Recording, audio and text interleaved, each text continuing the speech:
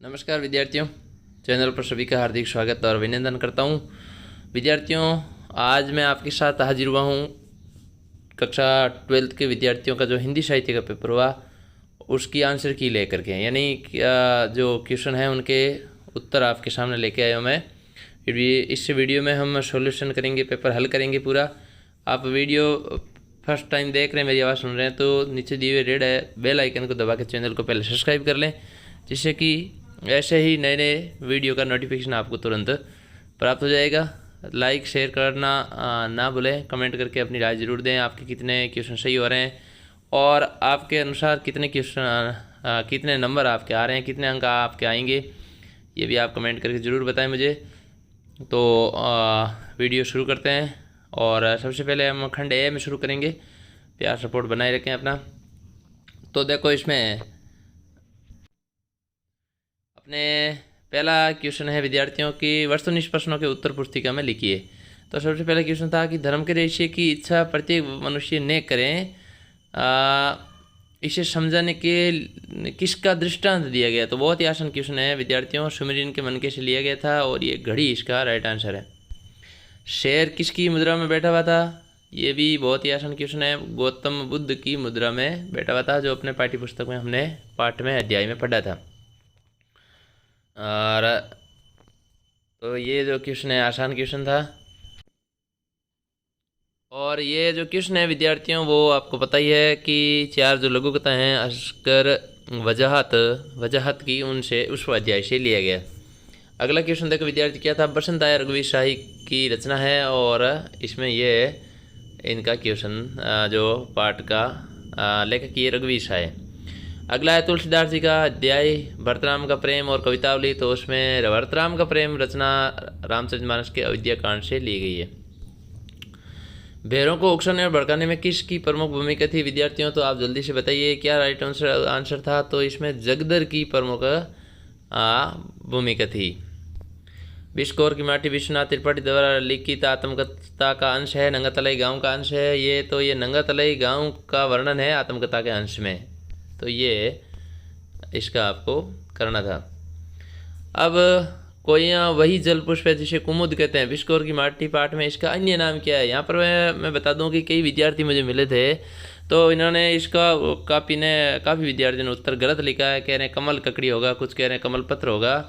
तो मैं बता दूं आपको कि आप पाठ्य पुस्तक देख करके उसमें अध्याय में देख सकते हैं, इसका दूसरा नाम जो है वो कोकाबेली ही है। तो इसका राइट आंसर कोकाबेली होगा विद्यार्थियों। आप अपना मिलान कर सकते हैं और ये देख सकते हैं, आंकलन करें कि कितने आपके नंबर बन रहे आ रहे हैं। चैनल को सब्सक्राइब जरूर कर लें, बेल आइकन दबा के, घंटे का निशान दबा के। अपना मालवा खाओ जड़ो सभ्यता प्रभाष जोशी द्वारा लिखित ये पाठ है और इसमें जनसत्ता के किस स्तंभ से लिया गया है। तो मैंने जो 5 वीडियो डाले थे, अंत में 5-6 वीडियो भाग वाले 1-1 अंक वाले, उसमें ये क्वेश्चन बार बार आए हुए हैं। सभी क्वेश्चन जितने भी अभिषेद मैं पढ़ रहा हूँ अभी, तो जिन्होंने इस तरह से देखा उनके अभिषेद 18 नंबर एक भी गलत नहीं होगा और नहीं होना चाहिए। तो ये 1 जनवरी 2006 के कागज कोरे जनसत्ता अखबार में स्तंभ से है, तो राइट इसमें सेव हो जाएगा विद्यार्थियों, आपके सभी की सही होगा आशा करता हूँ। अगला क्वेश्चन क्या है देखो विद्यार्थियों, क्वेश्चन नंबर 9। दूसरी किसी विधा यानी रचना के लिए ये कभी जरूरी नहीं है कि वे इसका सहारा ले, लेकिन नाटक का इनके बिना काम नहीं चल सकता। अब आप सोच सकते हैं कि नाटक कैसे होता है संपन्न। अभी नाटक का रंगमंच पर है वो अभिनय किस प्रकार से किया जाता है, कथ्य, कल्पना, नायक के लिए या संवाद के लिए। तो आप समझ जाइए संवाद, डायलॉग बोलना जरूरी है नाटक में, इसलिए इसमें दे राइट हो जाएगा। क्या बिना संवादों के नाटक है वो संपन्न हो ही नहीं सकता, नहीं चल सकता आगे। यह शैली कहानी या कथा लेखन की शैली के ठीक उल्टी है, यहीं से आपको इसका उत्तर मिल रहा था। उल्टी का मतलब उल्टा पिरामिड शैली है। तो इस प्रकार इसका राइट आंसर हो जाएगा उल्टा पिरामिड शैली, जो समाचारों में चलती है। इसके 3 भाग होते हैं, मुकड़ा, इसको इंटर भी कहते हैं। आगे क्वेश्चन भी है इसका आपका, और बॉडी और निकाय। देखो विशेष लेखन में डेस्क होता है, अलग अलग विषयों के लिए अलग अलग होती है। ये तो बहुत ही आसान क्वेश्चन है एकदम, सभी के अलग अलग, खेल का अलग है, विज्ञान का अलग है। इस प्रकार हर्ष भोगले, जसदेव सिंह, नरोत्तम पुरी। तो इसमें आपने यदि थोड़ा भी देखा होगा तो कई बार जो अपने IPL हो रहा है या अन्य जो खेल प्रतियोगिता होती है, तो ये हर्ष भोगले टॉस वगैरह करवाने के लिए जाते हैं, इसलिए इससे पहचान सकते थे कि ये क्या करते हैं भाई, ये किस में जाते हैं। कहाँ पर करवाते हैं? तो ये जो जाते हैं ना, इसका राइट आंसर है विद्यार्थियों खेल समाचारों के लिए। खेल से जुड़े हुए हैं पत्रकार है, खेल पत्रकार।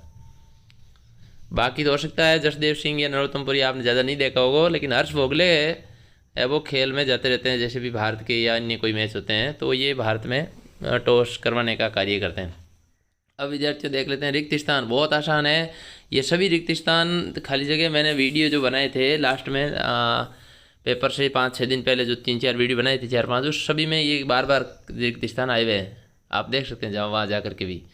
तो ये जो क्वेश्चन है कि काव्य का वह गुण जिसका अर्थ तुरंत पढ़ने में समझ आ जाए, तुरंत ही अर्थ समझ में आए, ज्यों का त्यों ही, तो वहाँ पर प्रसाद गुण होता है विद्यार्थियों, तो प्रसाद आ जाएगा। जब अर्थ सहज समझ में नहीं आए और अर्थ को निकालने के लिए मातापची करनी पड़े तो ये बहुत अच्छा है, वहाँ पर वह क्लिष्ट दोष होता है विद्यार्थियों। हेमश्रुता पतिवान है ना ये। अब देखो ये ये मात्रिक विषम छंद है और दोवा और रोला के छंद के मेल से बनता है। इसमें भी कुछ विद्यार्थी मुझे बता रहे थे कल की भी, उनको समझ में नहीं आया। मैंने एक ट्रिक बताई थी, दोहरो और एक दो और है विषम मात्रिक छंद अपने पाठ्य पुस्तक में पाठ्यक्रम में, तो वह है छपे। छपे का मैंने बताया था रोऊ, रोला उल्ला, और दोरो। दोरो क्या होता है? कुंडलियाँ, कानों में कुंडलियाँ दोहरी है ना प्रवेश करती है, दर्द होता है पिछले फर्स्ट टाइम जब पहनते हैं तो दोरो यानी कुंडलियाँ, तो यहाँ पर कुंडलियाँ आ जाएगा। गीतिका के आरंभ में है ना, तो गीतिका के आरंभ में 2 मात्राएं जोड़ने पर हरी गीतिका बन जाती है, क्योंकि इसमें 26 मात्रा होती है और उसमें 28 मात्रा होती है। जहाँ दोनों सामान्य और दोनों विशेष वाक्यों, बिंब प्रतिबिंब, ये भी उदाहरण खाली जगह मैंने बताया था। बिंब प्रतिबिंब पर विशेष ध्यान रखना, छाया एक दूसरे का आकार पर छाया प्रति, तो वहाँ पर दृष्टांत अलंकार हो जाता है। एक बात कह के दूसरी मिली जुली बात की जाती है, तो वही बिंब प्रतिबिंब है, तो यहाँ दृष्टांत जाएगा भाई विद्यार्थियों। अगला तो बहुत आसान है ना, प्रकृति पर, जड़ वस्तुओं पर, निर्जीव वस्तुओं पर जो है वो मानवीय क्रियाओं का आरोप लगाया जाता है, मानवीय रूप दिया जाता है, तो वो उसे वो मानवीकरण कहते हैं भाई। बहुत आसान है, मानवीय रूप। इतने यहाँ से प्रवेश पहचान दी थी आपको, तो ये सभी आपने 18 क्वेश्चन सही किए होंगे, आप कमेंट करके जरूर बता सकते हैं। अब देखो कुछ बता देते हैं आपको। अपठित गद्यांश को पढ़कर प्रश्नों के उत्तर लिखिए। ये 6 अंक बहुत आसान थे, क्योंकि ये आपको इसी में से पढ़ के ही उत्तर देने थे, कोई लंबा चौड़ा उत्तर नहीं लिखना था। तो ये तो आपने सब कर लिए होंगे सभी क्वेश्चन। अब मैं आपको उचित शीर्षक बता देता हूँ इसका, आत्मनिर्भर भारत, ये इसका उचित है वो शीर्षक होगा भाई, आत्मनिर्भर भारत। अगला देखो क्या है, अपठित पद्यांश है, तो ये जो है वो अपठित पद्यांश है वो भी आसान है, मीराबाई का है। तो इसमें आपको यही लिखना था, कैसा धन है, राम रतन रूपी धन है, सतगुरु ने कैसी वस्तु दी है ना, सतगुरु ने ज्ञान रूपी अमूल्य वस्तु दी है।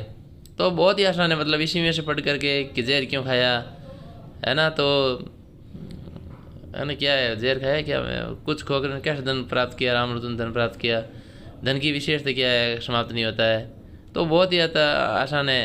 संत सत की नाव के खेवटिया कौन है ना, सतगुरु ही है। उसी शीर्षक में आप लिख सकते थे, मीरा का पद लिख सकते थे, राम रतन धन पायो ये लिख सकते थे, तो कुछ भी इसमें लिखते तो भी सही होगा आपके। अब देखो विद्यार्थियों, मैं आपको बता देता हूँ कुछ और। ये जो 5 से 16 तक के प्रत्येक के 40 शब्दों में 2-2 अंक है, इसमें बता देता हूँ, कुछ बता देता हूँ आपको। अगर जैसे हिंदी प्रेम मंडली में कौन कौन थे भाई, तो ये तो आपको बद्रीनाथ चौधरी प्रेमगन की स्मृति रामचंद्र शुक्ल का जो निबंध है, संस्मरण निबंध है, उसमें से लिया गया है। तो इसमें हालना है, जायसवाल है, भगवान दास हालना है, और बद्रीनाथ गौड़ है ना, ये आपके कुछ थे समवयस्क मंडली में कवि, तो इनके आपको जो है वो नाम लिखने थे। काबुल गाय सुनते ही महोदय तमक कर खड़ी क्यों हो गई, समझिए पाठ के आधार पर फणीश्वरनाथ रेणु वो लिखना था, क्योंकि उन्होंने उसका पैसे दिए नहीं थे और उसको वापस वो उस समय उसकी थोड़ी सी पिटाई वगैरह हुई थी वहाँ, इस कारण से जब वो समझिए हरगोविंद ने उसका नाम वापस लिया ना, तो इस वजह से वो भड़क जाती है, ये लिखना था। सरोज स्मृति कविता मूल संवेदना, तो मूल संवेदना ये लिखनी थी कि इसमें कवि सूर्यकांत त्रिपाठी निराला ने सरोज स्मृति के माध्यम से सरोज की यादों को प्रस्तुत किया है, साथ ही साथ अपने जीवन की दुख और व्यथा का भी वर्णन किया है। यह इस प्रकार से ऐसे आपको मूल संवेदना करनी थी। कुसुमित कानन हेरी कमल मुखी मुदी रही दो नयन, तो ये जो है वो बहुत ही आसान पंक्ति है, इसका आपको अर्थ लिखना था विद्यार्थियों। और इसमें आपको क्या लिखना था, वे कमल मुख रूपी नायिका है ना, काननेनी वन में हेरी कमल मुखी। तो कमल मुख रूपी नायिका वन में खिले फूलों को देख करके अपने नेत्र बंद कर लेती है। मुदीरू ने यानी मुदी यानी बंद करना, दू ने यानी दोनों नेत्र। तो ये इतना ही तो इसका अर्थ लिखना था आपको, सिर्फ आज से स्पष्ट करना था, पंक्ति लिखनी थी और कुछ नहीं लिखना था बस, है ना। तो ये और बाद में लिख सकते थे नीचे कि मैथिली भाषा है, अनुप्रास अलंकार है ना, उपयोग श्रृंगार रस है, ये भी आप इसमें डाल सकते थे। तो ये से आपको नंबर। जगदर का मन, जगदर का मन आज खोंचा लेकर गलियों का चक्कर लगाने में क्यों नहीं लगा।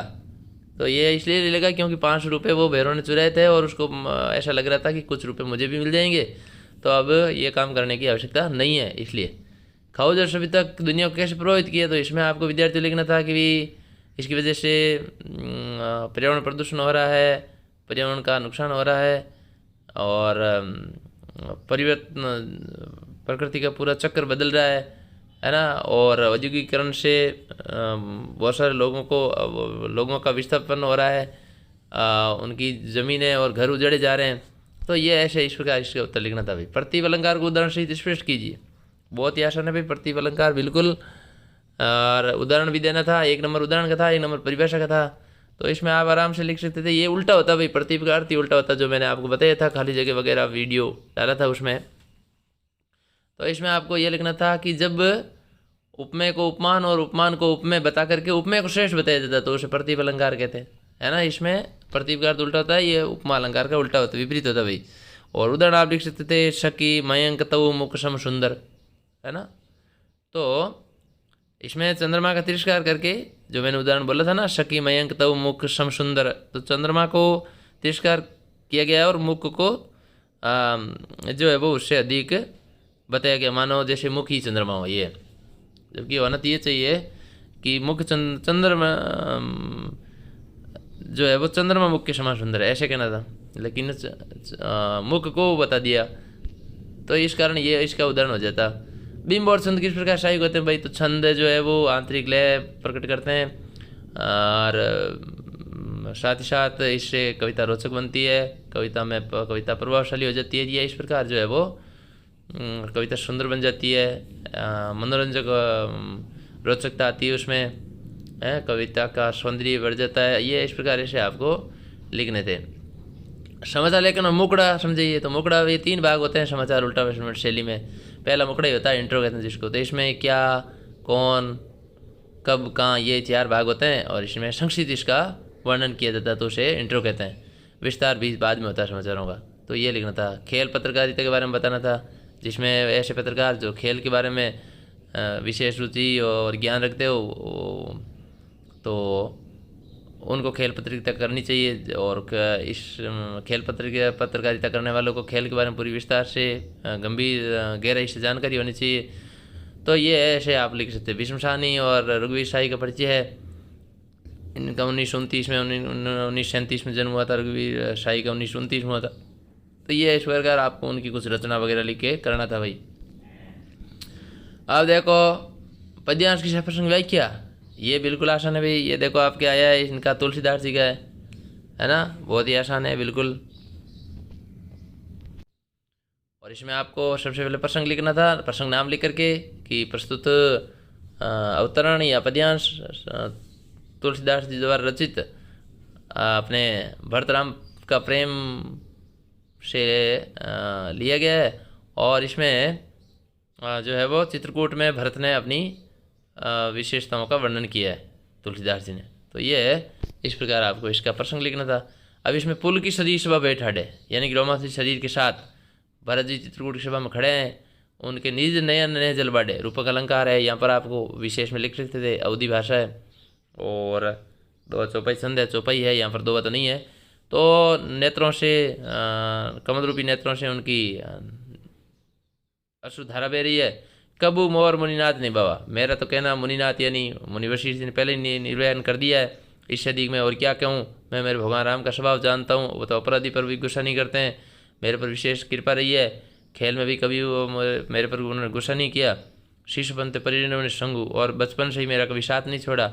मेरा मन कभी तोड़ा नहीं। इस प्रकार से ऐसी भगवान राम की मेरी कृपा रही है कि वो तो खेल हारने पर भी मुझे जिता देते थे। और विशेष मैंने बता ही दिया। दूसरा है भाई आगे का, है ना, दूसरा आपके आगे वाला जो पार्ट है उससे लिया गया है, जिसमें आपको प्रसंग लिखना था कि प्रस्तुत अवतरण आगे द्वारा रचित कविता ये दीप अकेला से लिया गया। इसमें एक व्यक्ति की महत्ता का वर्णन किया गया है। और महत्ता का वर्णन किया था, ये दीप अकेला स्वयं कान की स्वयं ये मधु है स्वयं काल की मोना का युग संचय। तो इसमें आपको लिखना था कि ये जो व्यक्ति है वो मधुरता से भरा हुआ है और कई युगों से इसने इस माधुर्य को इकट्ठा किया है। इकट्ठा करके काल रूपी टोकरे में इसको संग्रह किया है, या उसे काल रूपी टोकरे में स्थान मिला है। अब तो लिख सकते हैं कि मधुरता का एक टोकरा है जिसे समय समय के साथ इसने इसका संग्रहण किया है। तो ये आगे फिर लिखते थे कि ये तो कामधेनु रूपी गाय है और कामधेनु रूपी गाय का अमृत रूपी पवित्र दूध है और ये धरती को फाड़ करके निकला है और सूर्य को ताकता है अपना विकास करने के लिए। स्वयं ब्रह्म है, खुद ही परमात्मा है, इसको अब शक्ति देना है, यानी इसकी शक्ति को समाज की शक्ति में मिलाना है। ये दीप अकेला सोने से भरा हुआ है, गर्व से भरा हुआ, मदमाता मदमस्त है, लेकिन इसको समाज में शामिल करना जरूरी है। पंक्ति यानी समाज। तो इस प्रकार ये भाई लिखना था आपको। प्रसंग वाक्य करनी थी आराम से। इसके आपके दोनों का कोई एक करके 5 नंबर ला सकते थे। तो और बाकी निबंध आपके आसानी था विद्यार्थियों। इसके अलावा कुछ और भी प्रश्न थे, जैसे वीरणी नायिका वगैरह वाला, बारहमासा का वर्णन था, देवसेना का गीत की मूल संवेदना क्या है। तो ये वो भी क्वेश्चन बहुत आसान था 3 नंबर का कि भी देवसेना की मूल संवेदना का है उसका जीवन की पीड़ा और दुखों का वर्णन करना, जिसमें वो कहती है कि इसके शुरू में वो स्कंदगुप्त तो चाहती थी लेकिन वो नहीं चाहता था, अंत में वो नहीं चाहती थी तो वो चाहता था स्कंदगुप्त, और वो इसकी पीड़ा का वर्णन करना था। परिवार, तो उसका पूरा परिवार का बलिदान हो गया। शाहजहाँ कहानी वाला भी एक क्वेश्चन था भाई, तो उसमें किस वर्ग की स्थिति है, तो इसमें शतधारी वर्ग की स्थिति को स्पष्ट किया गया। पूंजीपति वर्ग जिसमें दलित और शोषण या मध्यम वर्ग के लोगों का शोषण करते हैं, है ना, और लोक लुभावने वादे करते हैं, उनको अपना हक नहीं देते हैं, तो वो उसकी ताकतवर सत्ता का वर्णन करना था।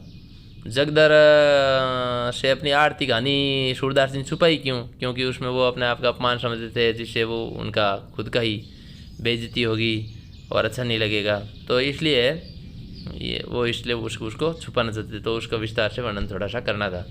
तो ये विद्यार्थियों इस प्रकार से है। आशा करते हैं आपको बहुत अच्छे अंक आएंगे और आपने अच्छा लिखा होगा सभी ने।